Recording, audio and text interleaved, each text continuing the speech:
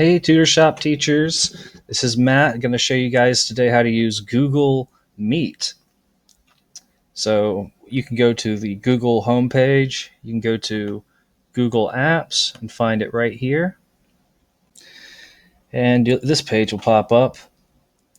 It'll say New Meeting or enter a code or a link. Now, if someone has already sent you a code or a link to meet up with them, you can just enter that URL code or link in here.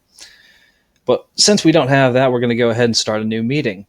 Now we have some options. We can get a meeting link to share, start an instant meeting, or schedule a meeting in Google Calendar.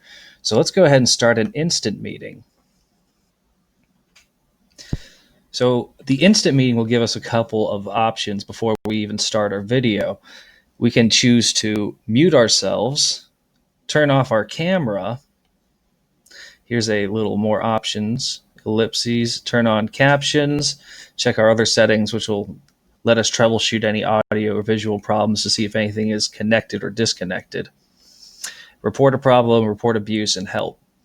So for our intents and purposes, let's go ahead and just do join now. Present would allow a screen sharing type option. So if I hit present, it would show everything on my screen to whoever else is in the video chat. So let's go ahead and do join now. Now, once we hit join now, we have a little pop-up that says add others. It gives us a URL and gives us a chance to copy it. And then we can also add people in manually. So let's go ahead and add somebody in manually.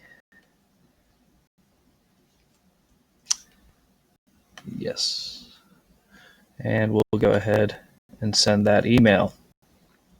Now, while we're sending that email, we can check out some of the other fun options that it has. Again, we have the mute, camera off, turn on captions, which is a great option. They're not exactly perfect, but they're really good, especially if you're dealing with kids who are learning English as a second language.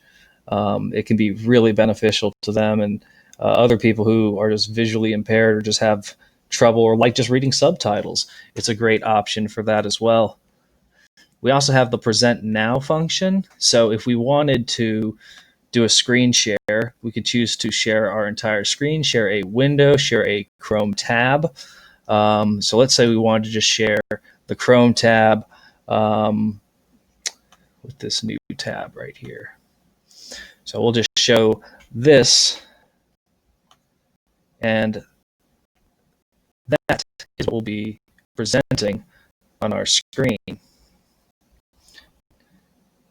So let's go ahead and stop presenting that.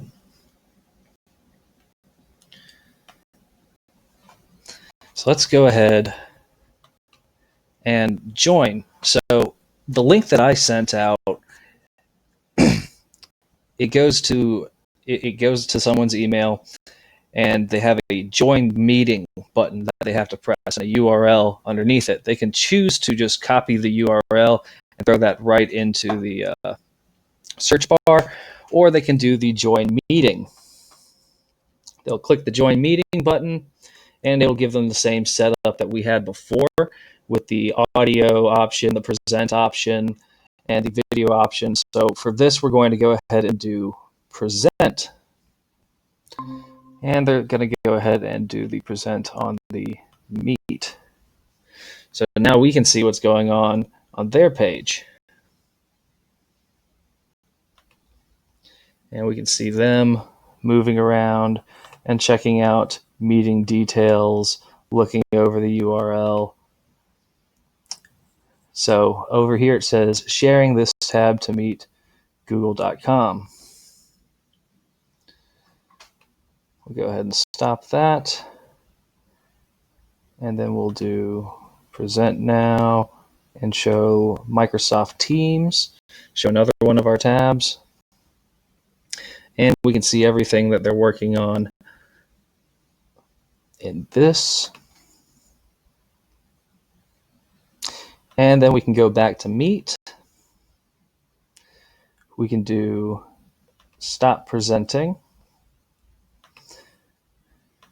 Then we can go over to more options.